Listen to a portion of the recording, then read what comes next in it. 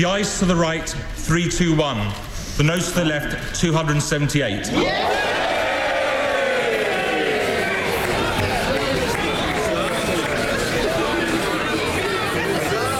ayes to the right, 321.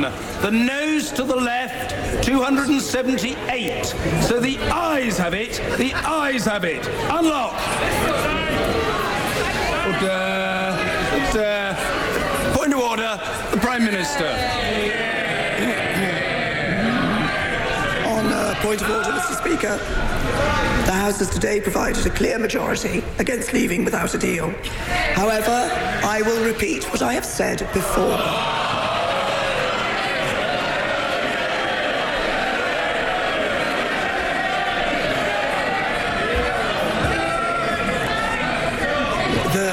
The House must calm itself.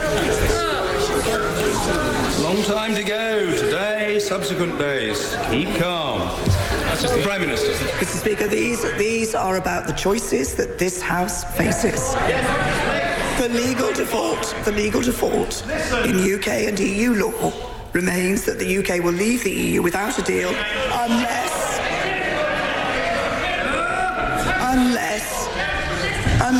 something else is agreed. The onus is now on every one of us in this House to find out what that is. The options before us are the same as they always have been. We could leave with the deal which this government has negotiated over the past 2 years. We could leave with the deal we have negotiated but subject to a second referendum, but that would risk no Brexit at all.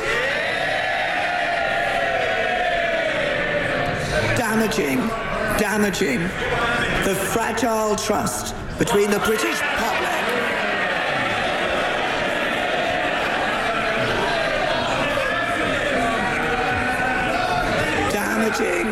damaging the fragile trust between the British public and the members of this House.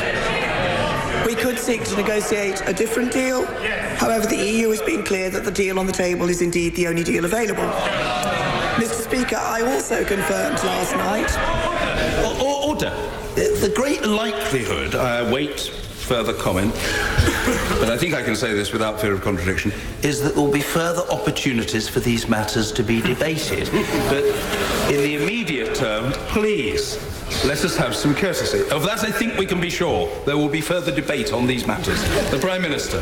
Mr. Speaker, I also confirmed last night that if the House declined to approve leaving without a deal on the 29th of March 2019, the government would bring forward a motion on whether the House supports seeking to agree an extension to Article 50 with the EU, which is the logical consequence of the votes over the past 2 days in this House. The Leader of the House will shortly make an emergency business statement confirming the change to tomorrow's business. The motion we will table will set out the fundamental choice facing this House. If the House finds a way in the coming days to support a deal, it would allow the government to seek a short, limited technical extension to Article 50 to provide time to pass the necessary legislation and ratify the agreement we have reached with the EU. But let me be clear, such a short technical extension is only likely to be on offer if we have a deal in place. Therefore, the House has to understand and accept that if it is not willing to support a deal in the coming days, and as it is not willing to support leaving without a deal on the 29th of March, then it is suggesting that there will need to be a much longer extension to Article 50. Such an extension would undoubtedly require the United Kingdom to hold European Parliament elections in May 2019.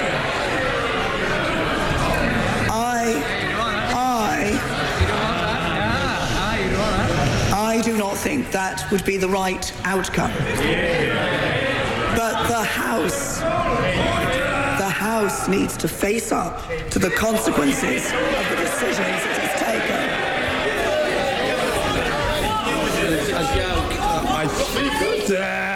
I thank the Prime Minister for what she said. Point of order, Mr. Jeremy Corbyn. Thank you, Mr. Speaker.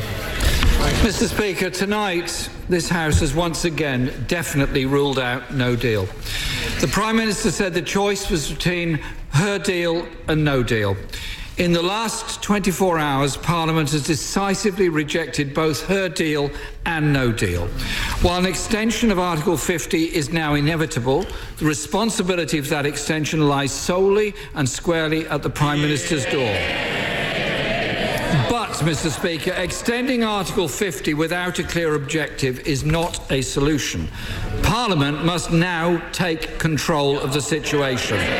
In the days that follow, Mr. Speaker, myself, the Shadow Brexit Secretary and others will have meetings with members across the House to find a compromise solution that can command support in the House. This means, Mr. Speaker, doing what the Prime Minister failed to do 2 years ago in searching for a consensus on the way forward. Labour has set out a credible alternative plan. Honourable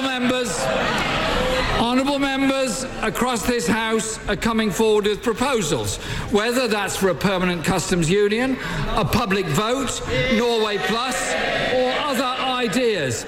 Let us, as a House of Commons, work now to find a solution to deal with the crisis facing this country and the deep concerns that many people have for their livelihood, for their lives, their future, their jobs, their communities and their factories. It's up to us as the House of Commons to look for and find a solution to their concerns. That is what we were elected to do. Point of order, Mr. Ian Blackford. Thank you, Mr. Speaker. Let's be in no doubt that we are in a constitutional crisis.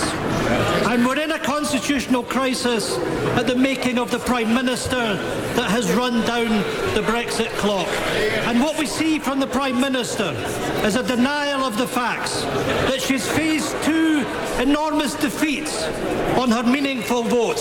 Her deal is dead. And I am delighted that the House of Commons tonight is given a very clear expression that this House, under no circumstances, on no time limit, wants no deal. And what the Prime Minister should have done this evening is come to the dispatch box with a degree of humility, accept that she has failed, and to immediately put in place the legislation to withdraw from legislation the threat of us leaving the European Union on the 29th of March. Why has the Prime Minister not done that? What this House needs to do tomorrow is to take control of that process. We don't need a time-limited extension to Article 50. It must be open-ended, and I, for one, welcome elections to the European Parliament. But we now, Mr. Speaker, must move on and have a meaningful debate about a people's vote. And yes, if necessary, we have to look at the revocation of Article 50. But let me say this to the Prime Minister. I repeat again that Scotland will not be dragged out of the European Union against its will, and everything which has gone on in this House is a determination that the best interest of the people of Scotland will be as an independent European nation.